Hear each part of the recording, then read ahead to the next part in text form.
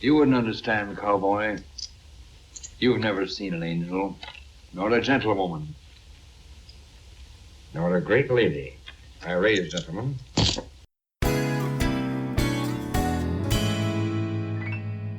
This is Criteria.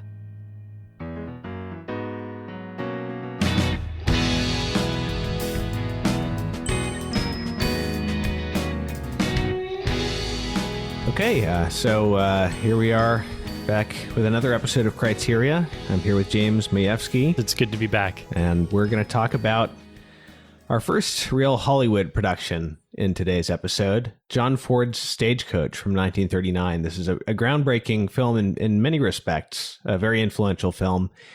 It not only introduced John Wayne, I mean, it didn't introduce him, but it was his breakout role, despite being kind of an ensemble piece. It also introduced Monument Valley to the world as an iconic John Ford Western film location. This was the first time he shot there.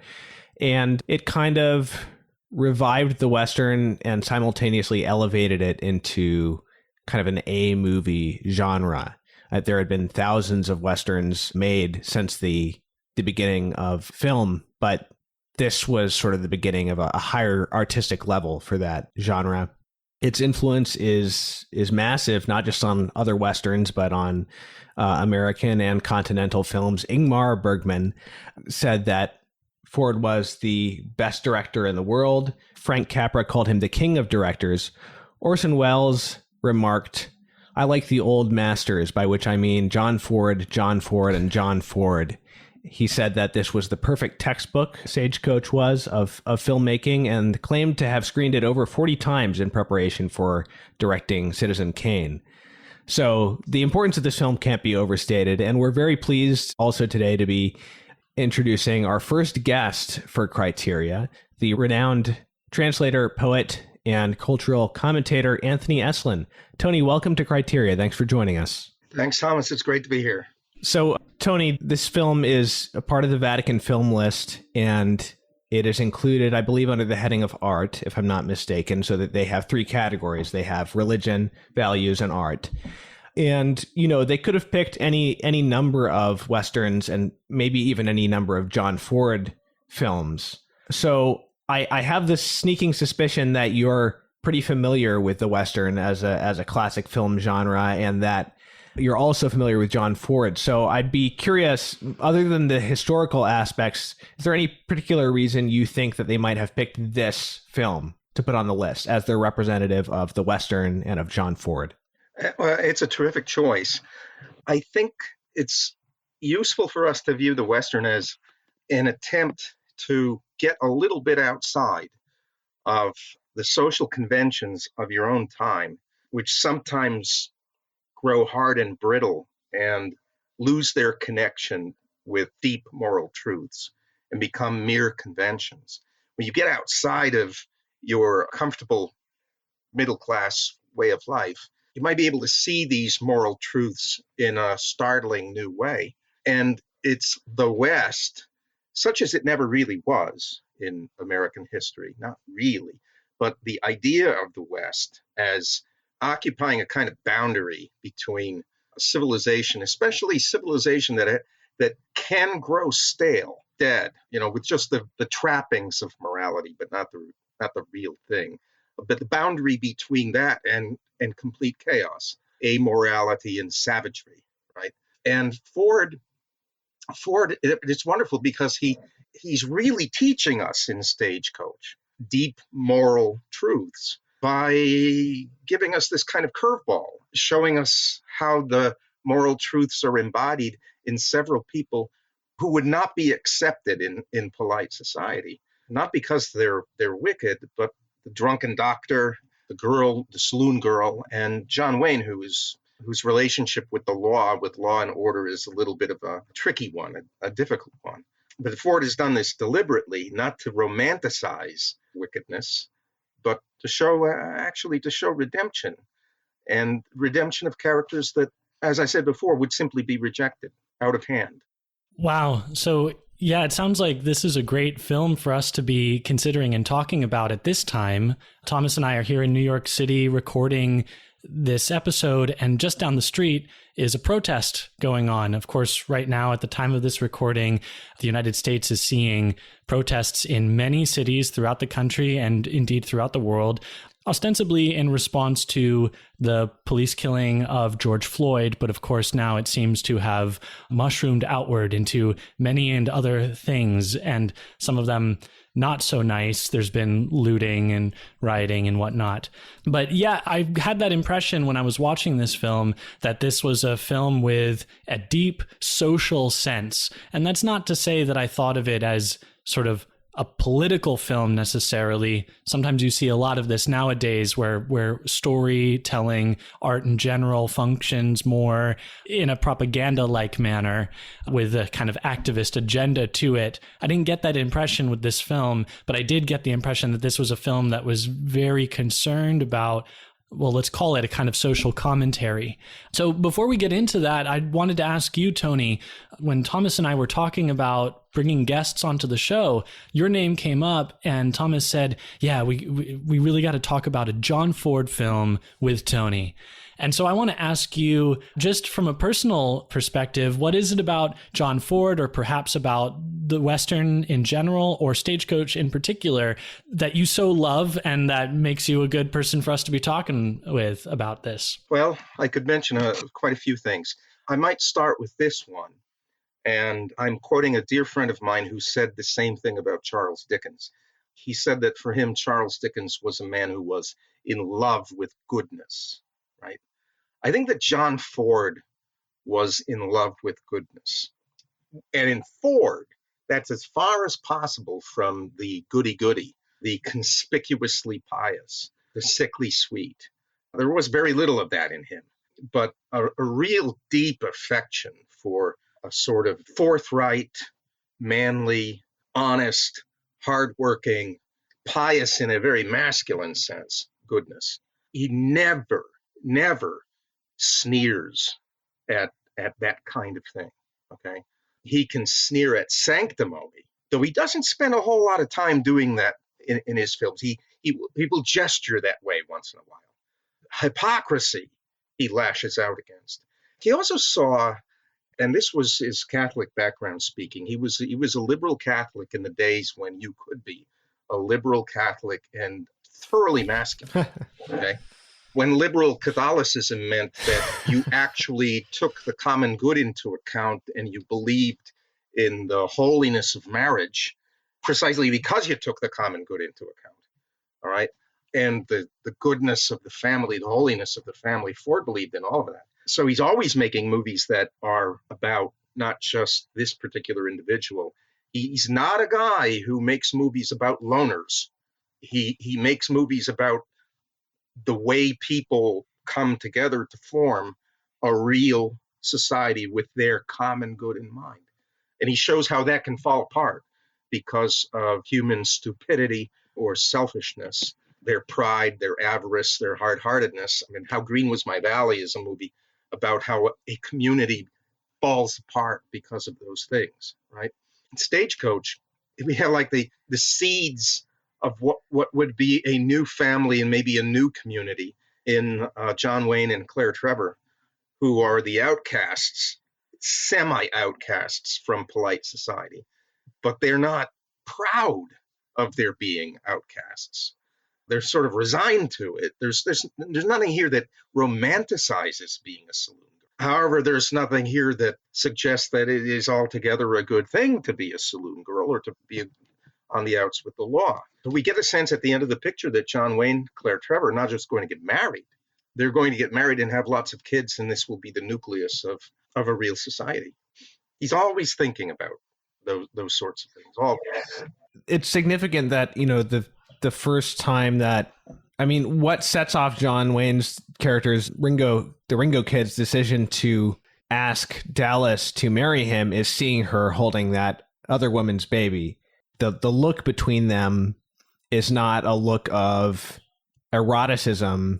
I don't know, something in the way they look at each other, I would describe it as almost like a primal recognition of manhood and womanhood in that moment. I watched you with a baby, that other woman's baby. You look Well, I still got a ranch across the border. It's a nice place, a real nice place. Trees, grass, water. There's a cabin half built. A man could live there. And a woman. It's really speaking to these really primal but not base realities of human life. Yeah, you see it in several of other of his movies. There's a profound moment in the movie The Quiet Man. The problem in The Quiet Man is that Maureen O'Hara, John Wayne's new wife, will not go to bed with him because her brother hasn't given her complete dowry. And she wants that. And she's keeping away from him. He's sleeping in a sleeping bag instead of bed.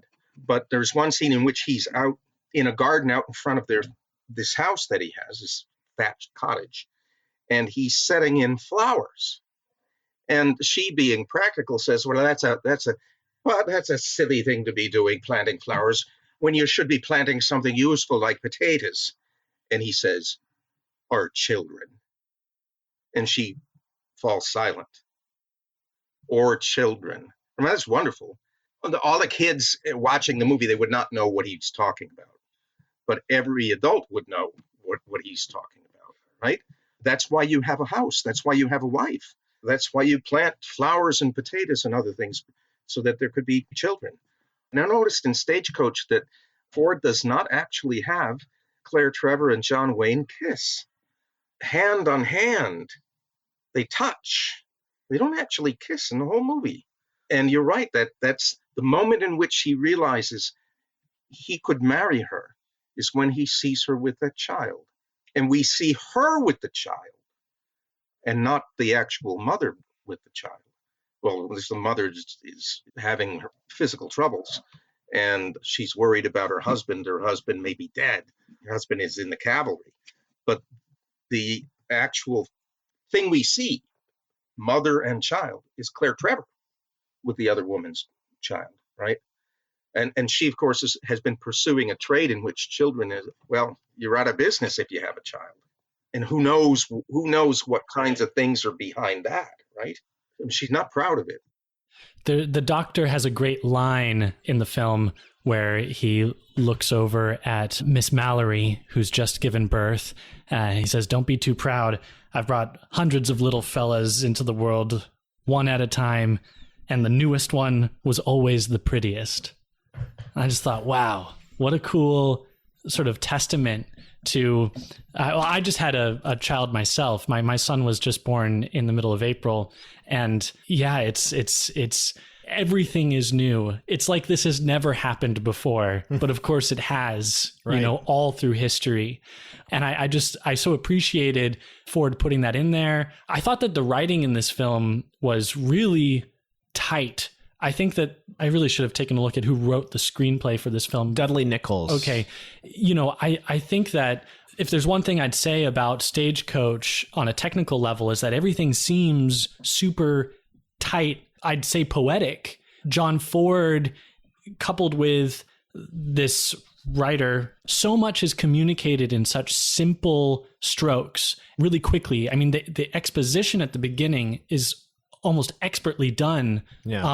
I guess I don't have to say almost. It's expertly executed exposition, and that's some nice alliteration right there. Let me speak to what you were just talking about. So, John Ford was well known for believing that a film is made in the filming. It's not made in the writing. So he would always have a very intense back and forth process with the writer, is what I've learned in researching this film, where he would be merciless in cutting out whole pages of the script and just leaving it for the eyes. And this also speaks to what I forget which of you said, that they don't even kiss, Dallas and Ringo, but they were supposed to. In that scene where they go out at night by the fence and he asks her to marry him, I believe they were supposed to, and he cut that out and just had it in the eyes. So that was a big part of his method. He was really not interested in using too many words to convey things.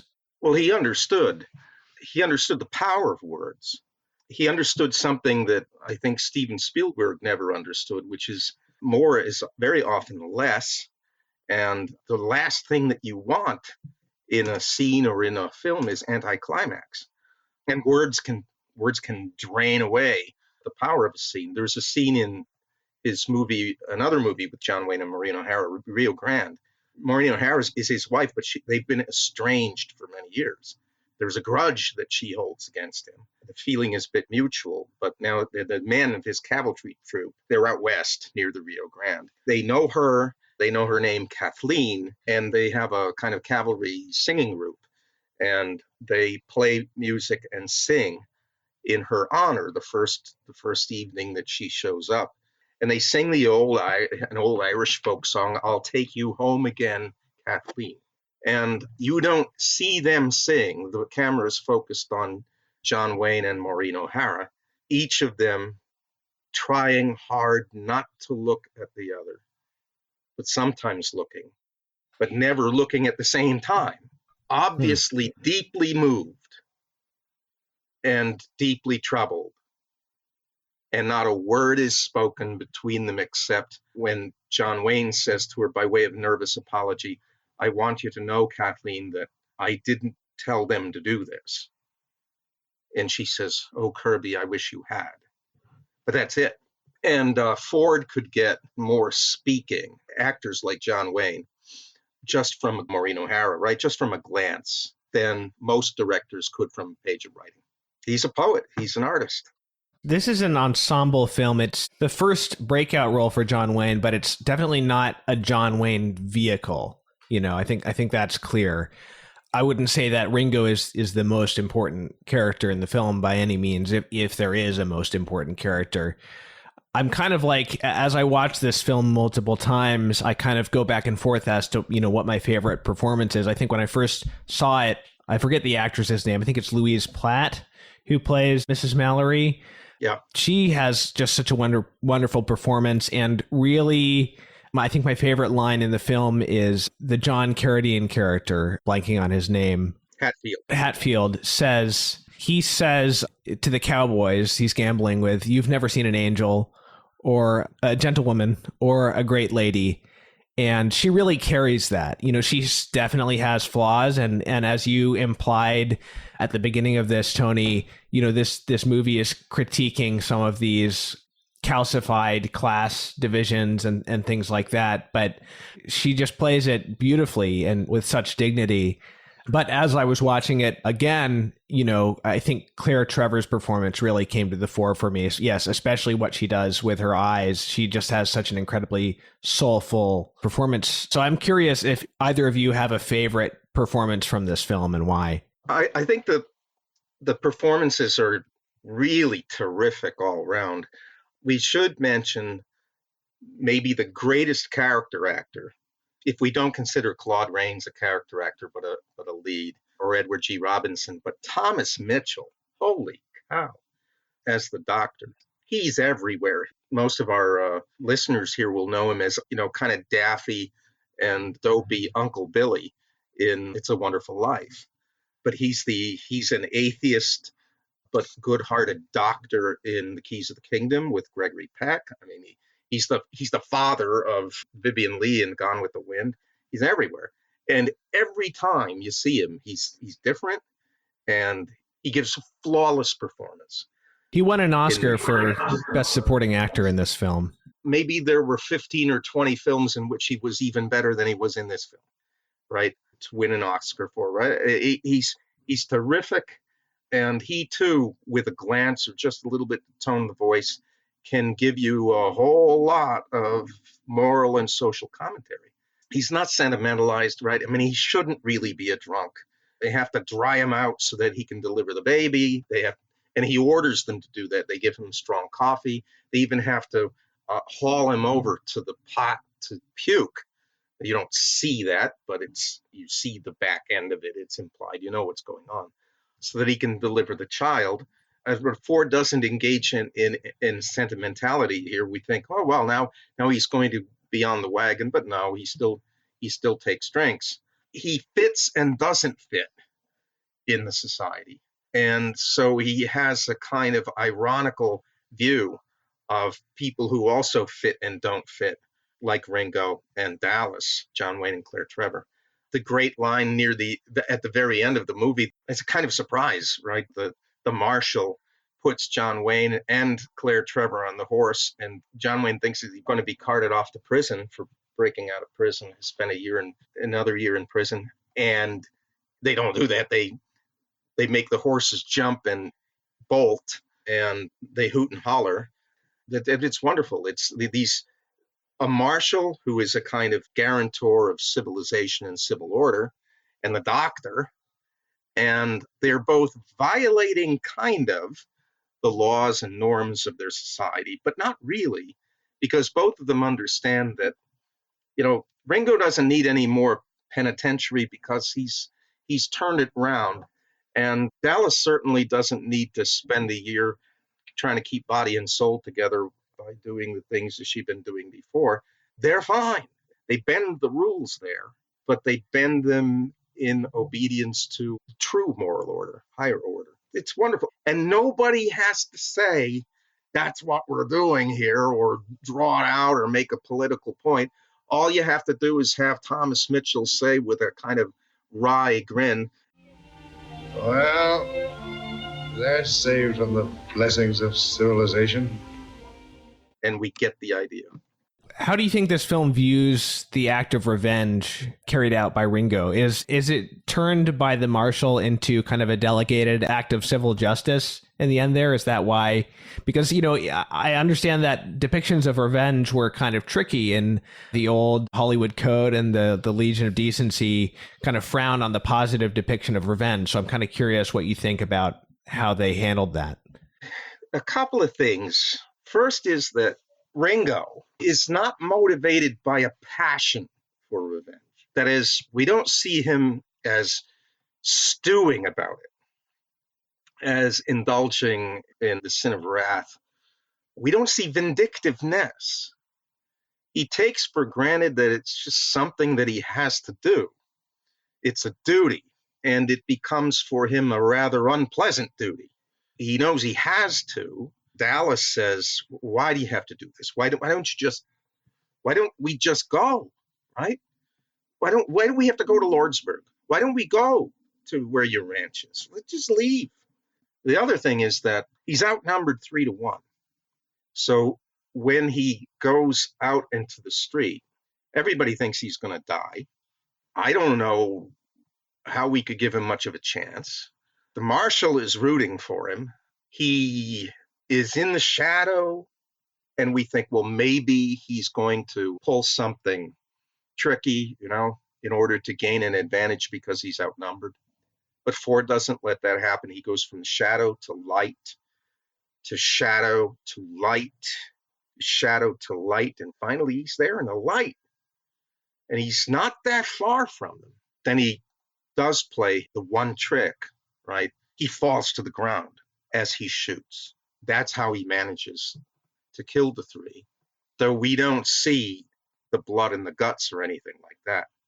All we see is the chief of the three go into the saloon, walk through the saloon door, and then his eyes glass over and he falls face first, dead.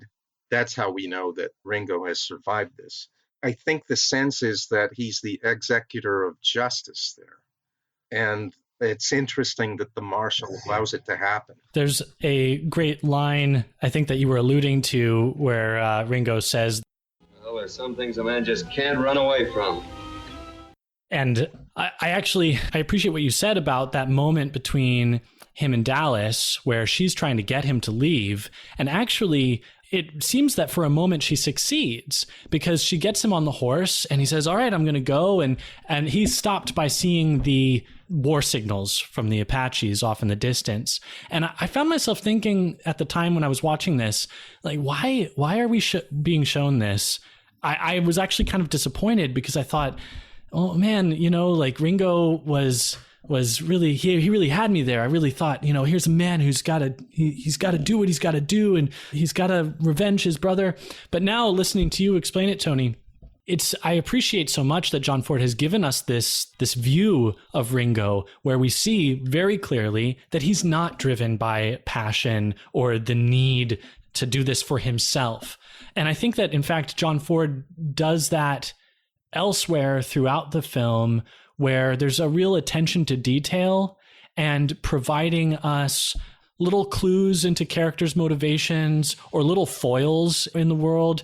You know, you mentioned at the end with the marshal sort of in this act of mercy, which is really aligned with justice, and it's breaking the rules a little bit, but it's ordained to the end to which those rules are in fact established. So it's kind of an integrated mercy and justice. But we have, I think the viewer is already sort of thinking about things in those terms throughout the film, because there are times where the banker, for instance, claims he stakes it on his legal rights. He's always harping about his legal rights. Or there's the young officer in the cavalry who says, I have my orders and I always obey my orders. And so I think that without getting bogged down in sort of the minutia of these grand social, political questions and discussions that one could have, debates about where the line is, John Ford is able to sort of propose and suggest these dilemmas to us so that when we see them playing out in the lives of these individuals, we can make those connections, even if just sort of implicitly.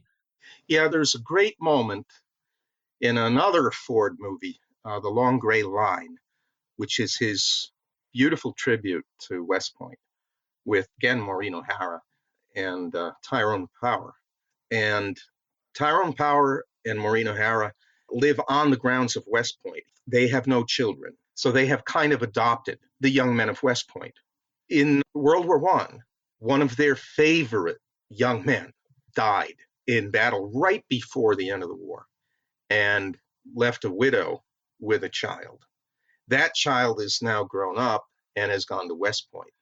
And we're now in World War II. And the boy, the young man, has violated the code of honor at West Point. He's gotten a clandestine marriage. He snuck out, married this girl, took her, he was AWOL for a day or two.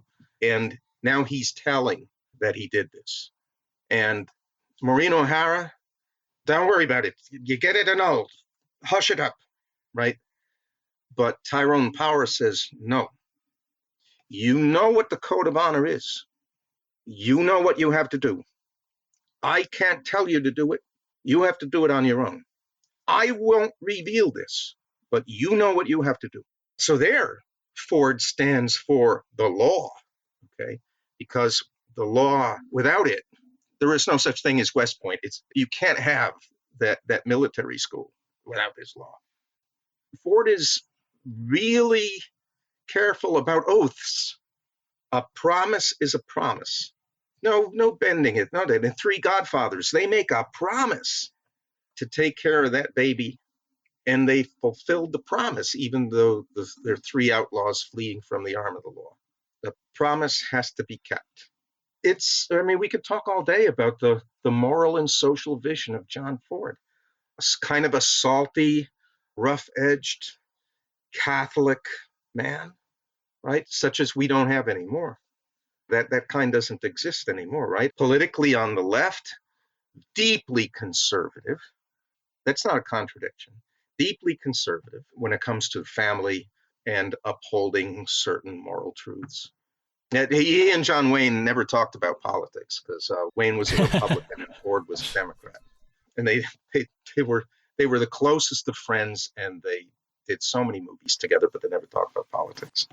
Yeah, that you were describing the film that I haven't seen about the West Point cadets, but there's something similar that happens in this film with Ringo being willing to take on the consequences of, staying with the marshal and going into Lordsburg. Right. He understands that he's going to be arrested and taken back in and go back to the penitentiary for another year, but he's going to pay his due.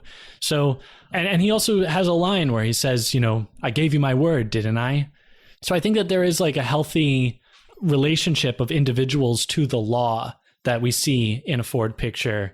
And, It's funny because at the beginning, when they're driven out of the town, Dallas and Josiah Boone, she's being stalked by the Law and Order League, which is headed up by the wife of the banker. And I just kind of smiled about that because nowadays that term is very loaded, law and order.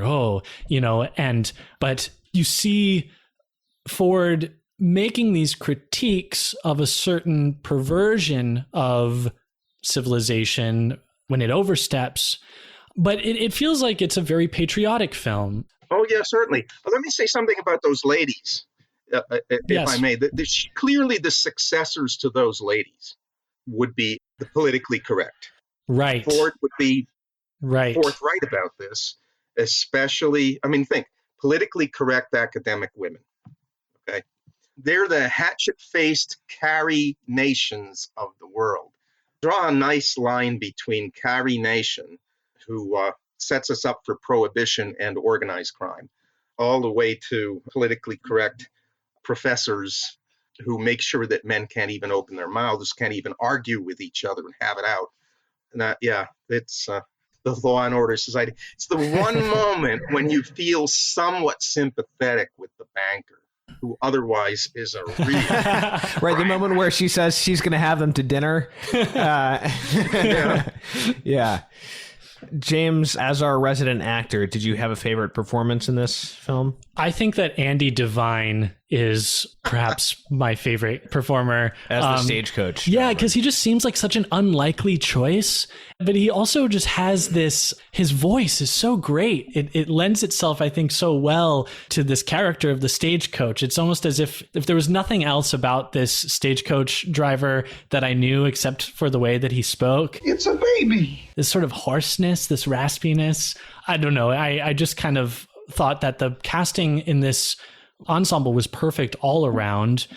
Everyone is sort of right on the money, but Andy Devine stands out for me as the sort of unlikely, he plays the fool so well, but he's also the one who has the idea. He says to the marshal, "If I was you, I'd let him shoot it out." That who? Luke Plummer and the kid. There'd be a lot more peace in this territory if that Luke Plummer was so full of lead he couldn't hold his liquor. And so I think, that John Ford uses the fool in the best tradition of the fool as kind of having the insight at the end of the day into the way things are.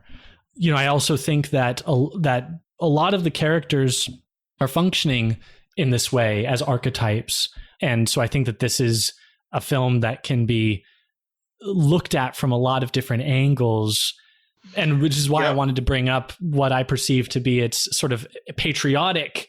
It strikes me as a movie about America, among other things, about the stagecoach of our country that's being driven through the wilderness of the void. With Ringo and Dallas being the Adam and Eve of America, in a sense. Right. As you said, it's like it's the first time this has happened. Right. Well, doesn't he mention, we don't see it, but doesn't he mention that he has a Spanish wife, and all she does is produce all these kids. If he doesn't watch out, he'll be the father of half of the province of Chihuahua, right? In The Man Who Shot Liberty Valance, Andy Devine, kind of a comic, sort of completely worthless marshal or sheriff. He also has a Spanish wife there and lots of kids. And is Ford poking us there, saying, you people here with your racial prejudices, get over them. It's a point in Andy Devine's favor. He's got his Spanish wife and lots of kids. And he's not a coward. He wants to go back, of course. Someone asked Ford about this, of why family was so important in his films, I think in a sort of a challenging manner. And he got upset. I think he yelled at them, don't you have a mother? And that was his whole response. Yeah. Let's talk a bit about the ensemble and how they work together. In this stagecoach scenario, we have these different characters forming allegiances. So we've got, Mrs. Mallory and Hatfield. And I'll say this right off the bat. There's a great, I watched this film on the streaming service, the Criterion Channel, where they have a lot of extra features. And they had a great video essay by a Ford scholar named Tag Gallagher. And incidentally, he he really argues that Ford's Catholicism is very important in understanding his movies. But he also said this, which I thought was very insightful, that in their own way, even though they're representing the upper classes, Hatfield and Mrs. Mallory are also outsiders. And we see this particularly in the scene where they're sitting at the head of the table, and the fact that he served under her father's regiment in Virginia comes up. There's a couple references to the Civil War and them essentially having been on the losing side, and their world also no longer exists. Yeah. That's a motif also in Rio Grande. What Maureen O'Hara has by way of a grudge against her husband is the burning of their plantation during the Civil War. She's from Virginia, and he's not. The Hatfield there is courtly, somewhat feline, as he's played by John Carradine, the youngest I've ever seen John Carradine about. And yet John Carradine shows himself as a kind of protector of this lady. But the lady, as you say, is from the losing side. He's from the losing side. He served in her father's regiment, and now he's reduced to being a card sharper. He sort of makes his way as a smooth, silky gambler out west. So he too is marginal, right? And he enters the stagecoach partly because of a desire to protect her, which he does. And there's a powerful moment in the movie. They've been attacked by the Apaches, but they're out of ammunition, and they'd have been slaughtered if the cavalry hadn't come at just that moment, right? And Carradine has one bullet left. There's Mrs. Mallory. He's about to shoot her dead. What he's thinking, but this doesn't need to be said, right? We're done for. We have no hope. The men will be killed. That's fine. But the women will be taken to be basically camp whores and slaves for the Indians. They will have horrible things done to them because they're women. And that's what he wants to save her from. I mean, we kind of can understand this as a sort of pre-Christian moral directive, right? Better to die than to live and be raped. And just as he's about to pull the trigger, a shot rings out and the hand falls, okay? So that he doesn't kill her, and then the cavalry come. That's an amazing moment, because what he's trying to do there, because he is the sort of man he is protect the purity of that woman. He's not even married to her. This is the kind of thing in his moral code, in his code of honor. This is the kind of thing that a man would do for a woman. But now Ford doesn't let him do that. So we don't see the deliberate homicide to save her from fate worse than death. We see the intention, and we can appreciate the intention. But Ford doesn't allow it to happen. I thought the character of Hatfield functioned a little bit as a foil to the Ringo Kid, and I thought about it specifically with reference to the scene that you're describing, because we do see that Mr. Hatfield, John Carradine's character, has saved one bullet for Miss Mallory, but that's echoed later with Ringo, who has saved 3 bullets for the Plummer brothers. And another similarity between the two of them is that they both live under pseudonyms. So, you know, when John Wayne's character is first introduced and climbs into the stagecoach. So you're the notorious Ringo Kid. My friends just call me Ringo. Nickname I had as a kid. Right name's Henry.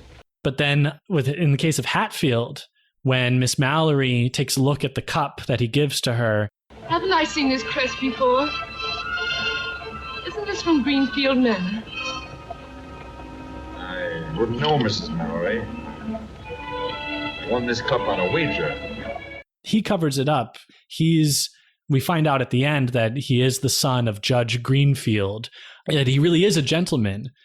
At the beginning, when his character's introduced, Miss Mallory asks, "Who is that gentleman?" And the people she's with say, "Gentleman, I should think not. He's a gambler." Anyway, I bring that up because both he and John Wayne's character live with these different names, but in one case, it's a name that John Wayne's character has projected onto him.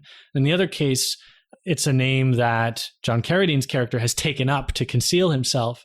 These two, especially in their relationship to the women in their lives, they're kind of, John Ford seems to be setting them up as foils to sort of illuminate what's going on, each in the other.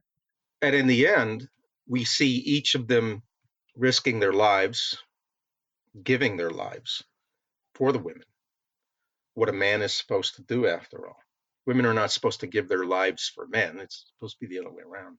Yeah, it's really beautiful. There's what you don't get, and what Ford despised is the anti-hero. Okay, someone who relishes being cruel, but he's so nifty about it that we kind of like him anyway. Ford would never have done Dirty Harry movies, but at the same time, he's farthest away from what's goody-goody that you can imagine. The men are real men. And it's not just John Wayne. It's Donald Crisp as the quintessential father in How Green Was My Valley. It's in all his movies, not just Wayne. Henry Fonda in Drums Along the Mohawk. Let's talk about the way that pair relates with the Dallas and Ringo pair. We see a certain amount of cruelty towards Dallas and Ringo from the others, from those two in particular, when Ringo invites Dallas to sit down at the table next to them. I suppose Dallas is really mainly bearing the brunt of the cruelty, although Ringo interprets it as directed towards him.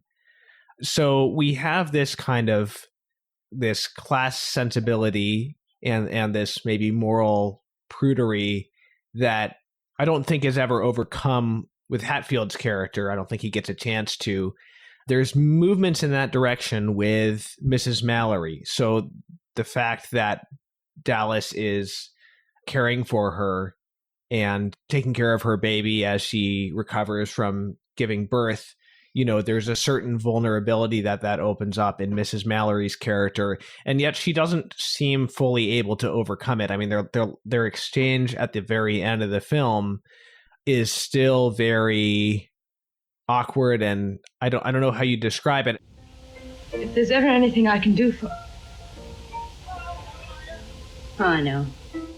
How do you read Mrs. Mallory's last words to Dallas? Is that partially the fact that she's repeatedly rebuffed Dallas's offers of help throughout the film? It's a tough call. And again, it's one of those moments where Ford suggests a whole lot more than it is explicitly said. Nothing really is explicitly said. We don't get a romanticized prostitute here. But that word is never mentioned. What Dallas has done to keep body and soul together has never been specified. It's unspoken. It's a powerful moment between two women because they are united there as women, and they're united by the care for that child. But there's also an acknowledgement that, no, we can't just be friends. The way I read that ending was because Dallas responds, she says, I know. It's like nothing needs to be said. If there's anything I can ever do, she trails off, as she realizes the impossibility of what she's offering in this sort of because of the world that she lives in and because of the world that Dallas lives in, there is nothing that she can ever do for her. But there's a acknowledgement on Dallas's part that, yeah, I got it. I know.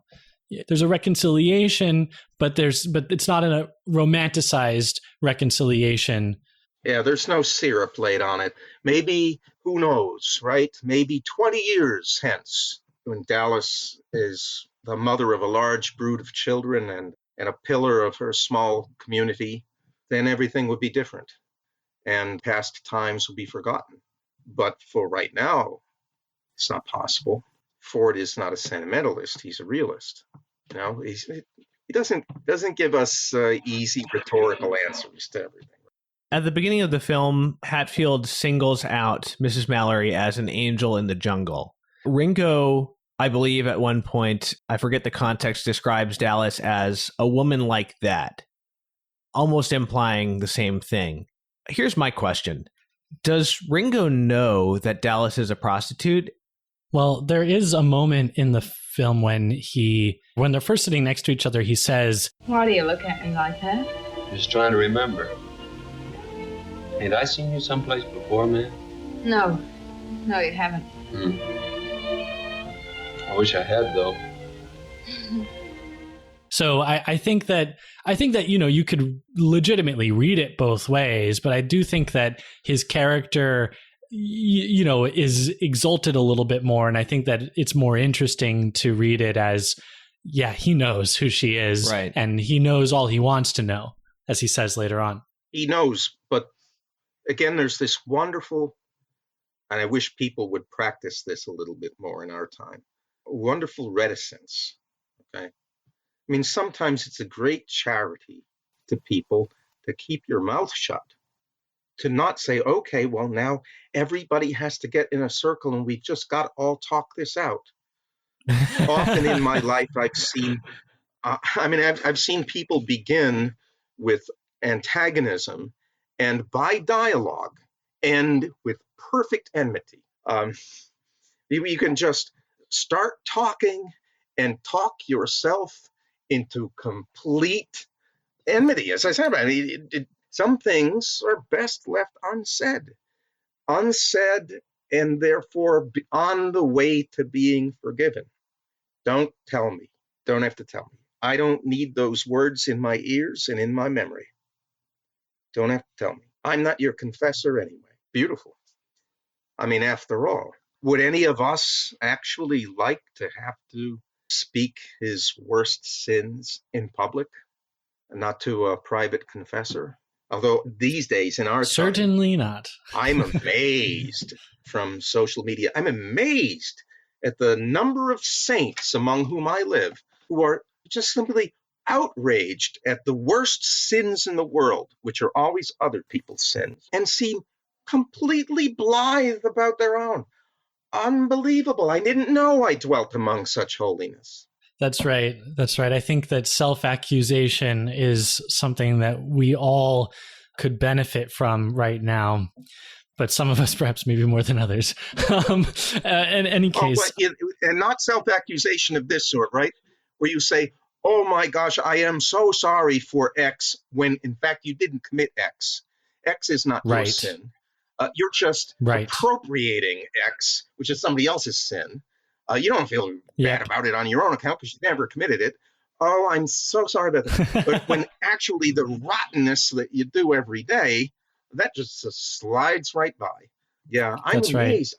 Why, gosh, if we go at this rate, well, everybody will be wearing halos. Maybe some people are wearing halos right now as leftovers from the fires they're setting. Yeah.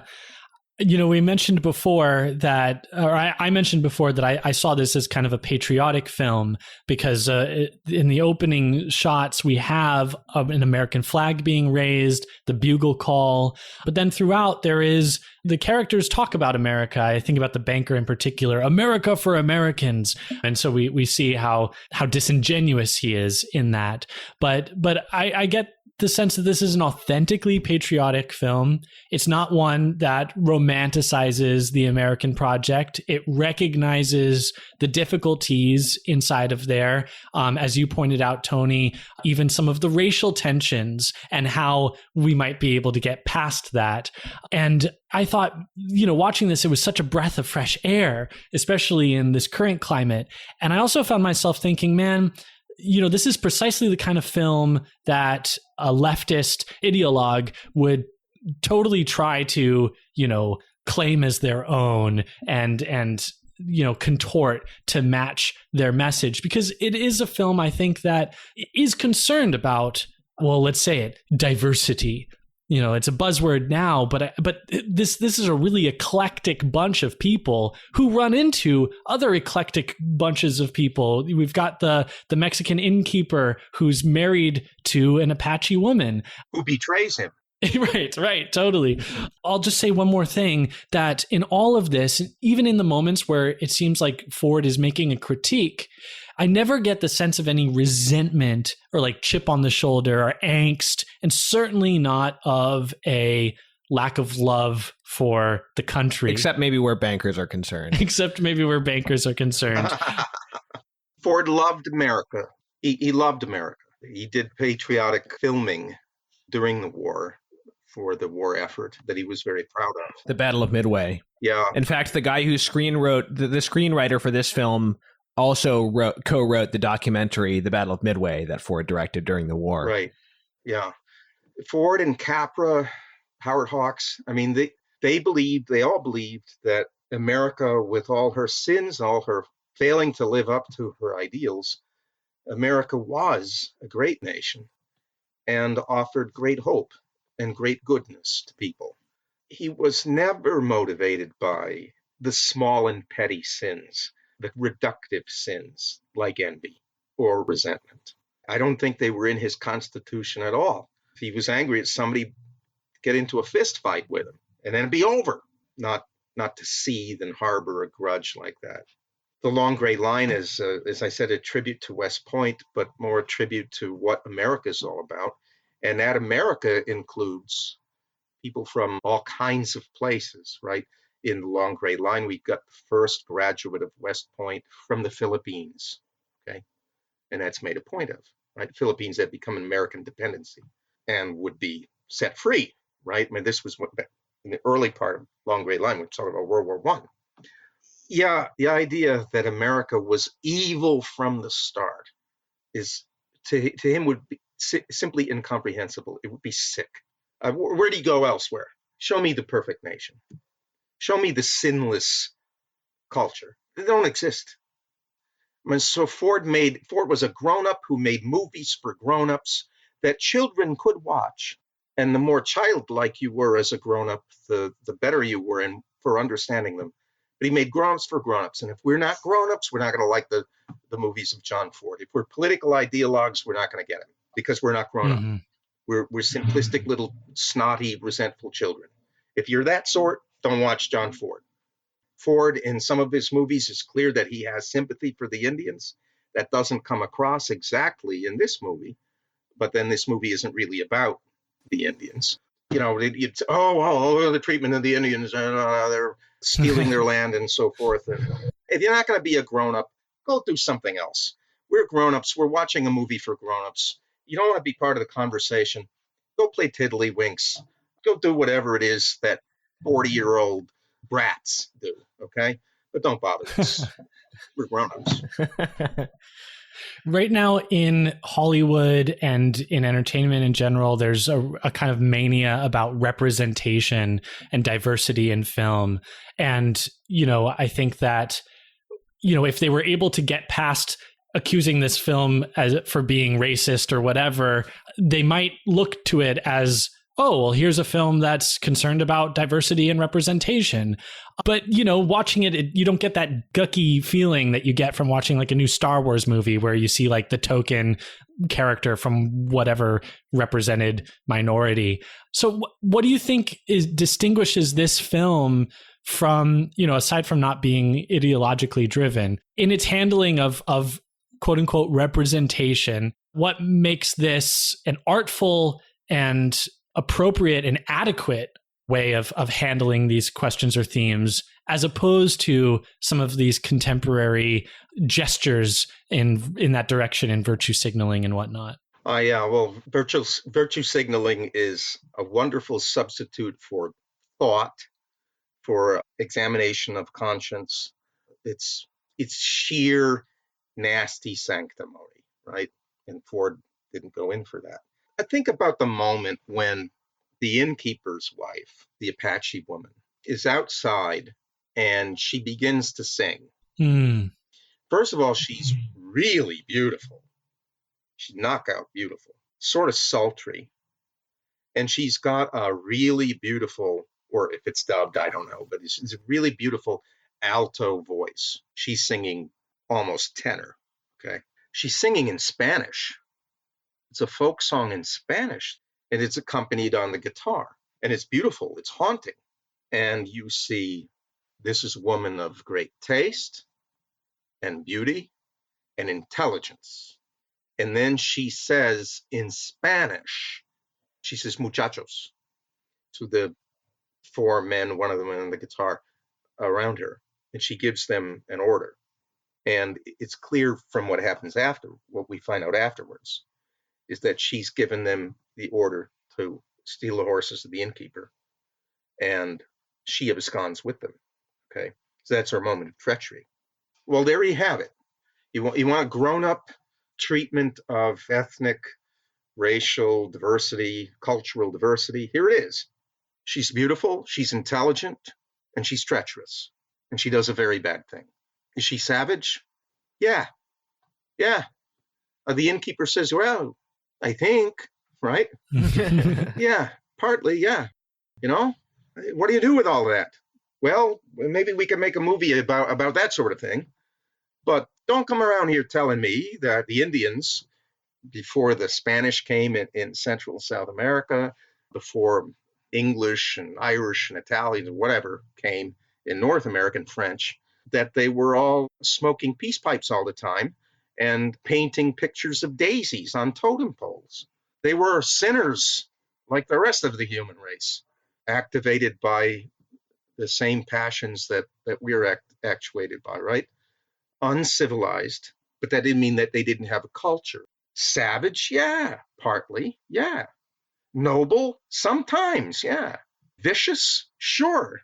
Intelligent, you bet. Don't underestimate it. Stupid, hey, where in the world are you going to go to escape from stupidity? That's what a grown-up would look at, without making light of crimes committed against the Indians and without making light of the fact that they were savage. The Criterion edition of this film has a great commentary track, and the film scholar who wrote the commentary addresses this in regards to the innkeeper's character. He said this film has come in for a lot of criticism for supposedly having this racial stereotype in this Mexican innkeeper, but he takes some time to point out the sensitivity of the innkeeper in dealing with Mrs. Mallory, for example, when she's worried about her husband. He uses great tact and gets right to the point in a very tactful way with her.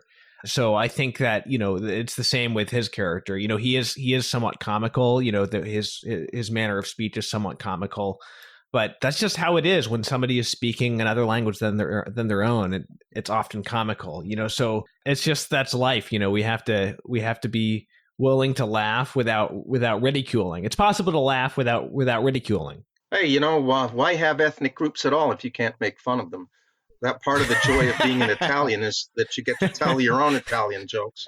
Look what he did with the Irish, right? In The Quiet Man, the character of Barry Fitzgerald. I mean, some people grouch about it. It's one Irish cliche after another. It's wonderful, okay? It's absolutely wonderful. And a lot of these ethnic stereotypes, they only became stereotypes in the first place because they caught some measure of the truth. Did Irish people drink a lot? Yeah. Who says so? The Irish say so in all their folk songs. All their folk songs are about pretty girls wanting to get back to Ireland, stealing other people's things, beating up on British, and drinking.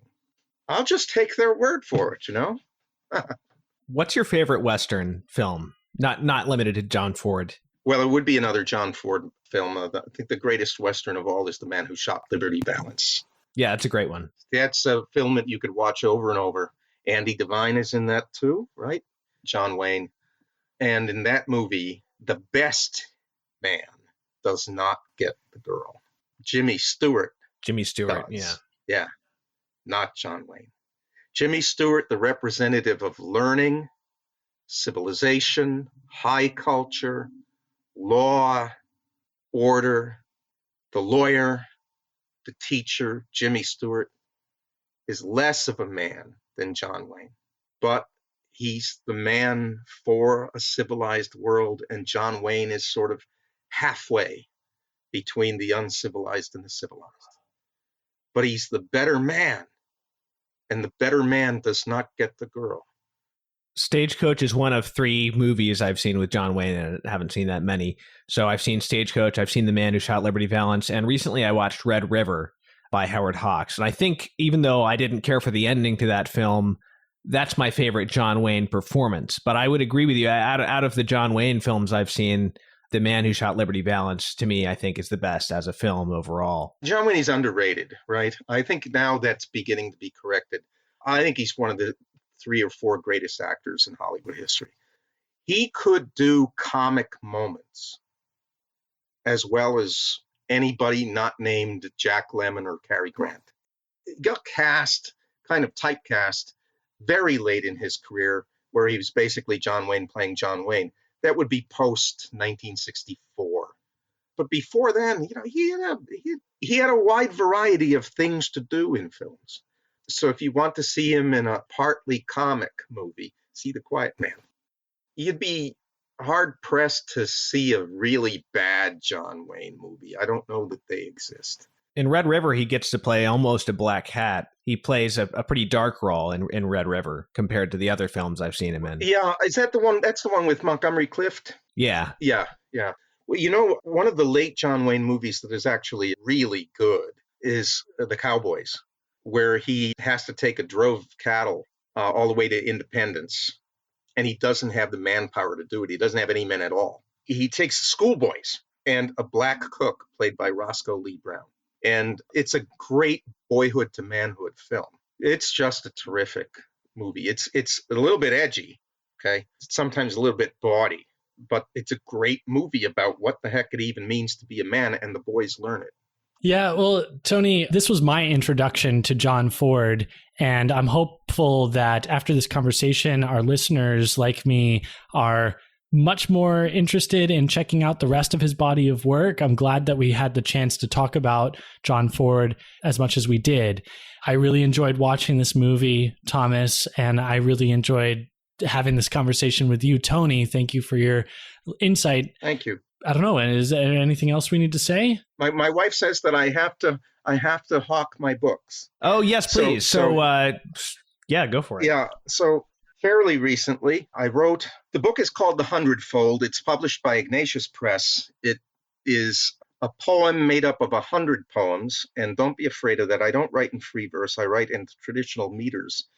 It was made up of 100 poems, but it's all one work on the life of Christ and the immediate aftermath of the life of Christ. The 12 pillars of this are 12 dramatic monologues spoken by people who knew him or who are talking about him afterwards. For instance, St. Peter, one of the monologues is St. Peter on the night of the crucifixion after he has denied Christ. What would St. Peter say? I know nobody wants to read poetry because poets thumbed their nose at the whole reading public 100 years ago when they went to free verse, and poets think, if anybody can actually understand it, it can't be good. I assure you that I write for readers and not for academics and scholars and whatnot. So I really want to pump the book. We got to get the arts back. The people in charge of them are, who the heck? Poetry is it's not even in the dump. You can at least go to the dump and look at something. Poetry is not even visible anymore, right? And that's unnatural. That's the one art form that every culture has always had. You didn't have to be a civilized culture to have poetry. Every human group has had poetry, has had their folk songs. Really odd ones out. So I wrote that as a salvo, right? Catholics, Christians generally need to take back the arts.